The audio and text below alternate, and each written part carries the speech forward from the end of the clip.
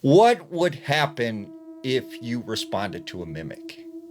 Now, when we hear about these encounters with mimics, there is often this invitation to let them in, to open the door, or to follow. But what would happen if you actually did? Now, there was this girl named Jill from South Carolina.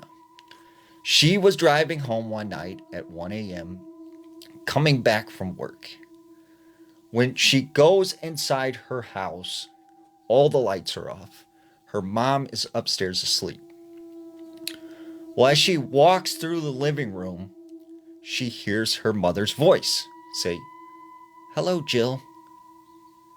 And she goes, "Mom, why are you up so late?" And all she hears is, "Hello, Jill." She goes, "Okay, Mom, like, why is all the lights off and why are you in the kitchen?" And she just responds, "Hello, Jill." So she was kind of freaked out and was like, okay, is something wrong with my mom? She flips the lights on and there's no one there. And as she goes upstairs to her mom's bedroom, she sees that her door is closed. When she opens it, she sees that her mom is in bed, sound asleep. So she starts trying to rationalize, okay, maybe my mom was talking in her sleep. So she just ignores it. Well, a couple days later, she said she was sitting in her bed, in her bedroom, when she sees her mom walk by. And she says, "Hey, Mom, can you go downstairs and grab me a bag of chips?" But her mom doesn't respond. So she goes to the door, she looks out the hallway. Her mom is not there. She is not even at the house. A few days after this, she is once again in her bedroom. And she hears her mom calling for her, telling her to come downstairs. So she gets ready to go down to the hallway and she remembers, wait a second, my mom is not home. So she stays in her bedroom until her mom gets there. And finally, a couple days after this, she is coming home from a friend's house. And as she gets out of her car, she notices her mom is standing on the side of the house with her face turned.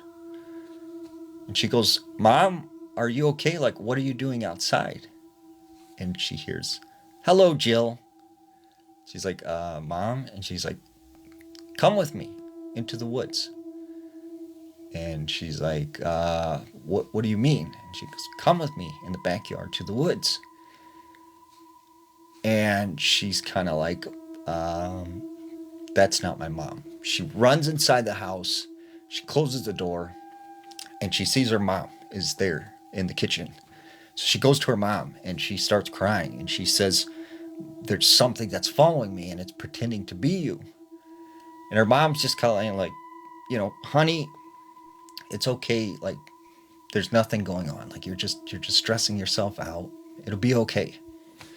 But she was insistent, "Mom, something is pretending to be you." Well, many months pass and she stops having these encounters. But then one night she gets a call from her mom. And her mom is like, "Hey, honey, I heard you calling me to go down into the basement, but I'm in the bathroom right now. I'll be down, in like 10 minutes." And she's like, "No, Mom, do not go down there. Do not go into the basement. That is not me. I am not at home." And her mom's like, "What are you talking about? Like, are you playing jokes with me?" And she's like, "No, Mom, I am not home." And her mom didn't believe her. She thought she was making it up. Well, a week later, she finds that her mother had passed away. And she felt like whatever was pretending to be her mother and then pretended to be her had something to do with it. And did her mom respond to this mimic?